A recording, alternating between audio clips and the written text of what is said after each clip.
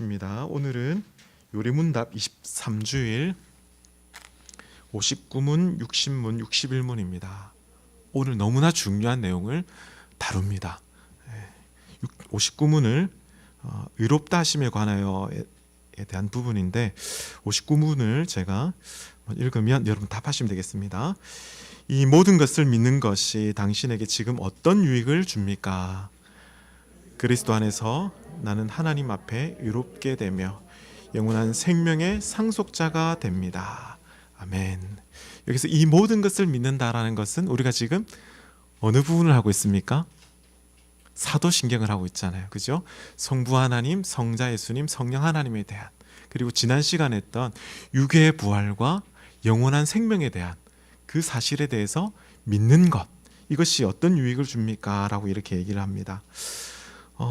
여기에 답이 이렇게 시작되죠. 그리스도 안에서 이 모든 것이 가능하다라고 이렇게 얘기하면서 나는 하나님 앞에 의롭게 되며 영원한 생명의 상속자가 된다. 그리스도 안에서 두 가지의 유익이 있는데 첫 번째가 무엇이라고요? 하나님 앞에서 의롭게 된다라고 이렇게 얘기합니다. 두 번째가 영원한 생명의 상속자가 되는데, 여러분 이게 의롭게 되는 것이 하나님이 보실 때 의로워지는 거죠. 이제 법정 용어로 하나님의 의가 만족해 되지 않으면 우리가 하나님 앞에 나아갈 때 어떻게 되죠? 사실은 오히려 하나님의 화를 입게 된다라고 했잖아요. 진노하신 하나님, 의로우신 하나님 앞에 죄인은 과연 감히 설 수가 없다라고 이렇게 했습니다. 오직 예수 그리스도의 그 공로로 인해서, 그 대속으로 인해서 하나님의 의가 만족함을 입었기 때문에 이게 가능하다는 것입니다. 자, 60문 보겠습니다. 60문.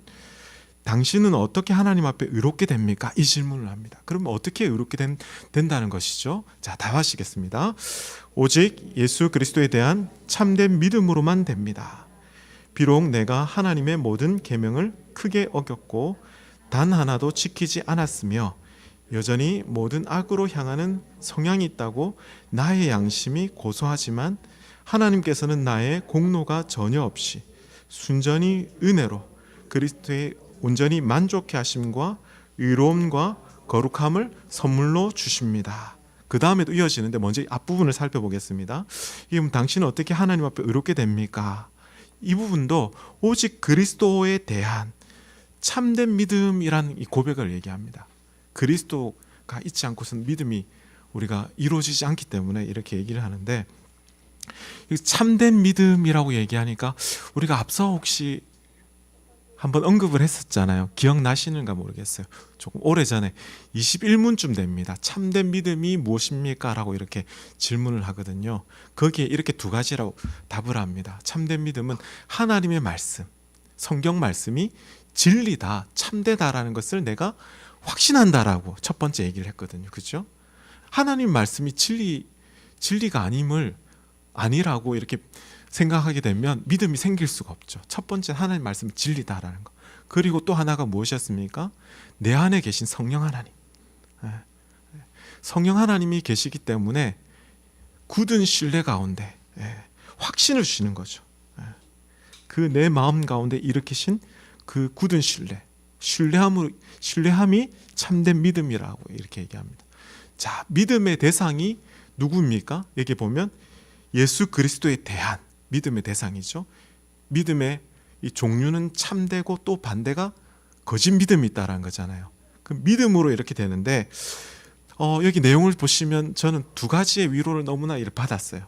여러분도 아마 위로를 받게 될 건데 한번 봅시다. 내용을 보시면 비록 내가 하나님의 모든 계명을 크게 어겼고, 우리가 하나님의 계명에 대해서 사실은 우리가 10계명 좀 전에도 고백했지만 다 지키지 못하고 크게 어겼잖아요. 그렇죠? 두 번째가 무엇입니까? 단 하나도 지키지 않았으며, 단 하나라도 우리가 제대로 지키지 않았지만, 그리고 여전히 모든 악으로 향하는 성향이 있다 할지라도 여전히 우리의 죄된 본성 가운데 죄를 범하는 그런 나쁜 성향이 있다라고 누가 이렇게 고소합니까? 우리의 양심이 그렇게 고소합니다. 사단이 이것을 이용하지 않습니까? 그리고 어둠의 영들이 우리에게 이렇게 자꾸 정죄합니다. 정죄해요. 이 첫 번째 위로가 우리에게 이런 연약함이 있음에도 불구하고 하나님께서는 뭐라고 얘기하십니까? 나의 공로가 전혀 없이, 나에게는 공로가 없잖아요. 내 공로를 의지하는 것이 무슨 믿음입니까? 거짓 믿음이에요. 거짓 믿음. 사실은 순전히 은혜로, 오직 은혜로 그리스도의 온전히 만족해 하심과 의로움과 거룩함을 선물로 주셨기 때문에, 예수 그리스도의 그 하나님의 의를 만족해 하심, 의로움과 거룩함 때문에 내가 이것을 어떻게 받았습니까? 나는 행한 것이 없는, 공로가 없지만 이것이 은혜로 받았기 때문에 이것이 무엇입니까? 나에게는 선물이라는 겁니다. 선물, 거저 주었으니 하나님이 주신 그 선물을 내가 받았습니다. 자, 그 다음을 한번 살펴보겠습니다. 그 다음 내용을 한번 또 읽어봅시다. 잠깐만요. 클릭을 하시면요. 읽어봅시다. 시작. 하나님께서는 마치 나에게 죄가 전혀 없고 죄를 짓지 않는 것처럼 실로 그리스도께서 나를 위해 이루신 모든 순종을 내가 직접 이룬 것처럼 여겨주십니다. 오직 믿는 마음으로만 나는 이 선물을 받습니다. 여기에 보면 두 번째 위로가 있습니다. 무엇이냐면 하나님께서 마치 나에게는 뭐가 없다고요? 죄가 전혀 없고, 또한 내가 죄를 짓지 않는 것처럼, 실로 그리스도께서 나를 위해 이루신 모든 순종을 어떻게 하셨다고요? 내가 마치 직접 이룬 것처럼 그렇게 여겨주신다라는 거죠. 내가 죄가 없는 것처럼 하나님은 나의 모든 것을 다 아십니까? 모르십니까? 다 아시는 전지전능하신 하나님이시지만 이것을 죄가 없는 것처럼 여겨주신다, 간과해 주신다라고 이렇게 말씀하시는 거예요. 이게 얼마나 위로가 되는지 모르겠어요. 첫 번째 위로, 두 번째 위로는 나에게 여전히 연약함이 있어도 하나님은 예수 그리스도의 오직 그 순종을 내가 직접 이룬 것처럼 여겨주셔서 오직 믿는 마음으로만 나는 이 선물을 어떻게 해요? 받게 되어 있다. 이 선물을 받는다라고 얘기합니다. 여러분, 오직 믿는 마음이라는 부분은 제가 이 내용을 보시면 앞서 우리에게 우리의 양심, 물론 양심이 화인 맞은 사람은 이런 양심도 없어요. 그렇죠?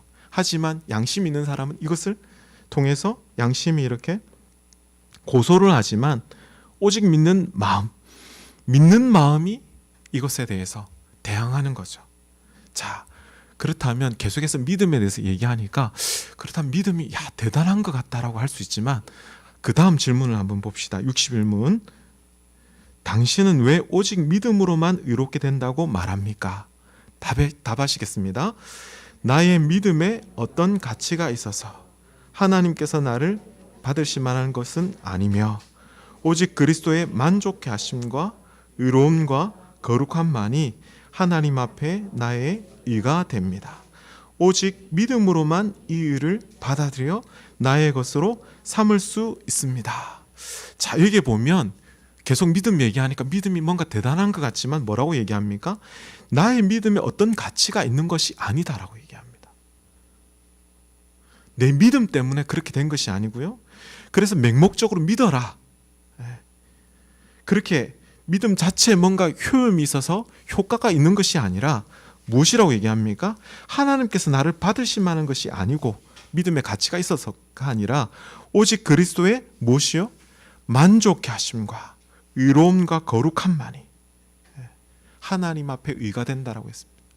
마치 제가 지난번에 마크 트웨인의 왕자와 거지라는 그 이야기처럼 예수님의 그 의로운 그 왕자의 옷을 나의 누더기 같은 이 죄옷 바꿔 입으셨잖아요. 그래서 내가 그 의로운 옷을 입었기 때문에 만족과 의로움을 만족함을 주셨기 때문에 하나님 앞에 나의 의가 된다라고 이렇게 했듯이 그 의는 어떻게 내가 받습니까?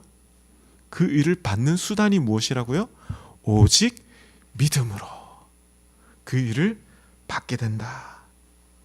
이 의를 받음으로 나의 것으로 삼을 수 있습니다. 라는 내용을 고백하게 되는 것입니다. 그 은혜에 오늘도 감사함으로 하나님께 나아가기를 축복합니다. 광고 말씀